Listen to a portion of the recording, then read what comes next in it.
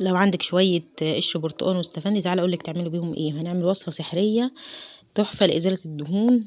البوتاجاز بقى، الشفاط، اي حاجه عندك. اول حاجه هنسلق القشر كويس بحيث ان هو يطرى معانا، وبعدين نضربه بالهاند بلندر او بالخلاط. انا مينفعش معايا الهاند بلندر، رحت ضربته بالخلاط وبعدين صفيته قسمته على نصين.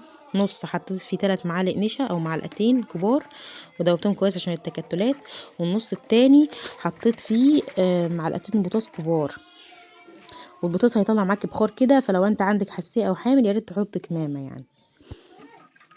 وكده دوبتهم، وبعدين نروح هنجيب النشا نحطه على البتاع ده هيعمل لنا معجون.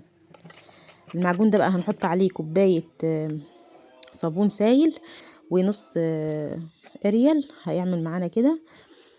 ممكن نخففه نحطه في بخاخ، نحط شويه من المعجون نحط عليه ازازه كوبايه خل عليهم ملح ليمون، وبعدين نحطهم عادي ندوبهم هيفك معانا ويعمل بيه بخاخ.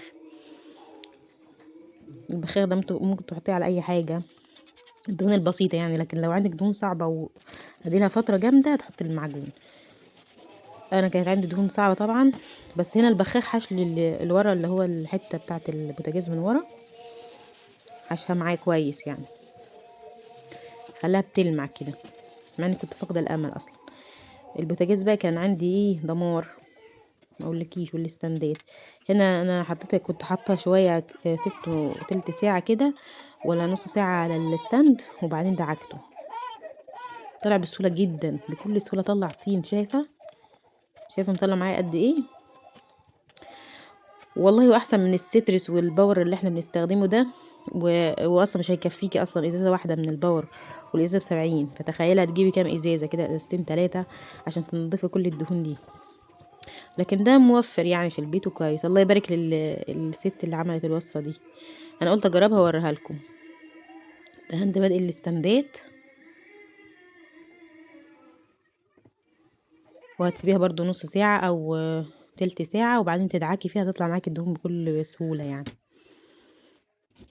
وهنا العيون كانت متبهدله خالص، مجرد ما بدعك كده بتطلع معايا يعني. الدهون دي مكانتش بتطلع خالص معايا اصلا، وبالسترس كانت بتطلع شويه، ولازم اقعد احط شويه تاني من السترس واخلص الازاز اصلا على الاتنين عين دول بس. لكن ده كفى معايا كميه كبيره يعني. فانا انصحك تجربيها وتقولي لي جابت معاكي نتيجه ولا لا. هنا كنت بدعك الستاند دوت، وبعدين ايه نشطفه عادي.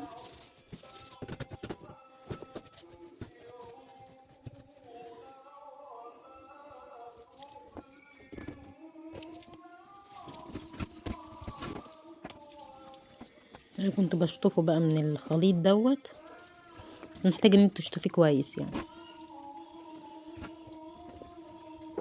وبعدين رجعت تاني للعيون لان كنت بريح ايدي الصراحه، وكنت بطلع اللي هو فيه حاجه مزنوقه كده بين البوتاجاز، كنت بطلعها بالخله. ودي كانت الحيطه اللي ورا البوتاجاز كانت مليانه دهون، مجرد ما بس بليت السلك بالمعجون وعملتها كده طلعت معايا على طول.